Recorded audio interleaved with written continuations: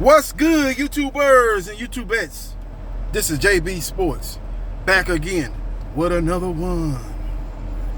Golden State Warriors, featuring two-time MVP Stephen Curry and should have been top 75, multiple-time All-Star, one of the best two-way guards in the league, and one of the best two-way guards of this era, Klay Thompson. Also featuring Defensive Player of the Year, former Defensive Player of the Year, former NBA Defensive Player of the Year, a guy that does the dirty work, the emotional leader, Draymond Green. Those guys have won 3 NBA championships. They're trying to win their 4th NBA championships and go down as one of the all-time great teams in NBA history, right alongside the 80s Los Angeles Lakers, excuse me, the 80s Boston Celtics, the 90s Chicago Bulls, the 2000s Los Angeles Lakers, that was the Shaq Kobe team, and the 2000s San Antonio Spurs, Tim Duncan, Manu Ginobili, and Tony Parker. They lost game 3, 116-100 if I'm not mistaken. And they're down 2-1 going into game 4 Friday night. And I believe that game 4 is a must-win for the Golden State Warriors. If they do not win game 4, I do believe the series is over. So we will see what happens and we will see what transpires. As far as game 3 goes, Stephen Curry showed up. Klay Thompson showed up. Mitchell Wiggins' son, Andrew Wiggins, showed up. But they didn't get hardly anything from their bench. In particular, Jordan Poole did not have a good game. Now, Otto Porter, he got some key rebounds, hit a 3. He made his presence felt off the bench, but again, that bench is very thin, and it's a must that Poole play at a high level for their bench to be productive. Now, Draymond Green is a guy that did not show up. He's a guy that was very subdued. He's a guy that, in my opinion, needs to play on the edge to be productive on the court. He's got to be getting in people's faces. He's got to be getting into it with the referees. He's got to be pulling his borderline dirty tactics. And he's got to be, trying to start up and try to get into it with the star level players of the Boston Celtics, that being Tatum, that being Brown, that being Smart, and that being Horford. He's going to have to get into it with him because when he's not playing well, the Golden State Warriors are already at a disadvantage for size-wise, athleticism-wise. Boston Celtics are the younger team. Boston Celtics have the deeper bench. So they're going to have to win this series based on experience and based on getting a better production from the big man, in particular, Draymond Green and Looney. Looney did not play a lot of minutes in game 3 when he was out there. In my opinion, he was very productive, but he did not play a lot of minutes. So Steve Kerr, I think, is going to have to give him more significant minutes in game 4.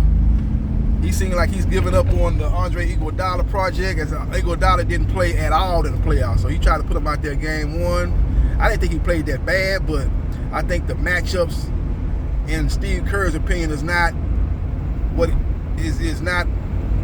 privy for him to put Andre Iguodala out there. I think Iguodala, to me, should be out there because you look at what Boston does. They got 2 good wing players in Jaylen Brown and Jason Tatum. So I think you would be advised to have another wing defender out there guarding them. And I think Andre Iguodala fits the bill, along with Klay Thompson and Andrew Wiggins and Draymond Green, who can guard wing players too. So I think you might see him in game 4, but it seems to me that he put him out there game 1. He didn't like what he saw, and he's pretty much put him back on the end of the bench. So we will see what happens, and we will see what transpires. Before as the Boston Celtics go, they played a beautiful game. Williams, when you look at his stat line, he had like 8 or 10 points. He was close to double-figure rebounds, if not double-figure rebound. He had 4 blocks, but he did a good job of altering the shots of the Golden State Warriors perimeter players. When they got to the basket, when they was able to get by their initial defender, he was there to make them either alter the shot or he was there to block the shot. A lot of people was wondering, like, damn, Golden State missing a lot of shots right at the rim. Wiggins missed the layups. Curry missed some layups. Klay Thompson, I believe, missed the layup. But the reason why they were missing the layup, because they in the back of their mind, in their peripheral vision, they looking at Williams, who they know is an elite shot blockers coming over there to contest the shots and just throwing their shot off just enough for them to miss those, what you call bunnies, those guys, those shots that you normally see them making.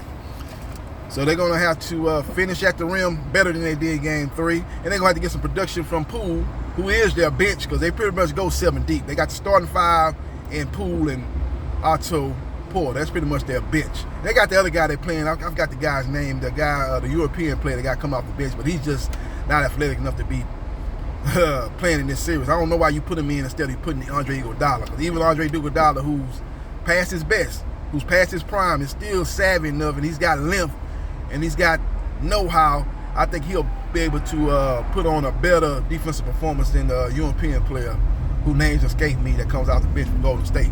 So we will see what happens, and we will see what transpires. But I look for Golden State to win Game 4. Because if they don't win Game 4, I do believe the series is over. They have shown to be the much superior team in the third quarter. You can call Steve Kerr the Bill Belichick of the NBA, because he goes in at halftime and makes great adjustments, and the team comes out there and it executes those adjustments, and they usually 9 times out of 10, seems like 10 times out of 10, they usually have outplayed their opponent in the third quarter throughout these playoffs.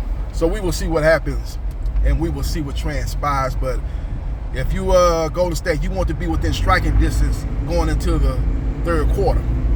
At halftime, they were down 12, and then they were down 4 going into the fourth quarter. So if they'd have been a little bit better in the first and second quarter, they probably could have had a lead going into the fourth quarter. So I think that's going to be the thing that Golden State wants to do. They want to be within striking distance. They want to be within 10 points or less at the very least.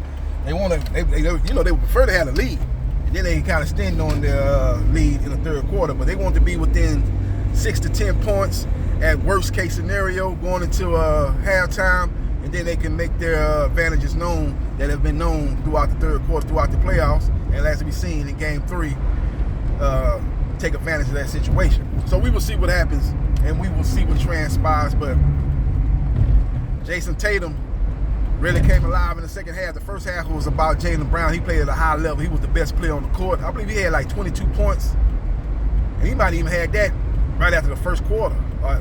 You know what I'm saying? He seemed like he dominated that first quarter. He had an unbelievable first half, and he was the best player on the court as they enjoyed a double-digit lead going into halftime. And then when Golden State made their runs, they're going to make their runs. You just can't overreact to their runs. They're going to make threes. No lead is safe, as Boston had a 17-point lead at one point, but Golden State was able to whittle that down, and Golden State actually took the lead when Curry hit that 3 to go up 83-82. So they're never out of the game, especially Golden State. No team actually with the 3-point shot being used as much as it's been used now, no lead is safe, but really ain't safe when you're talking about a team that can go off at any moment. They like a bomb that can detonate at any moment, that being the Golden State Warriors. And they were able to cut that deficit and take a brief 1-point lead. With all that being said, I think they just need to be a little bit more consistent in the first half, and then continue their domination in the third quarter, and then execute in the fourth quarter, and I think they get Game 4. But this series is going to be a long series. I said it going into it was going to go at least 6 games.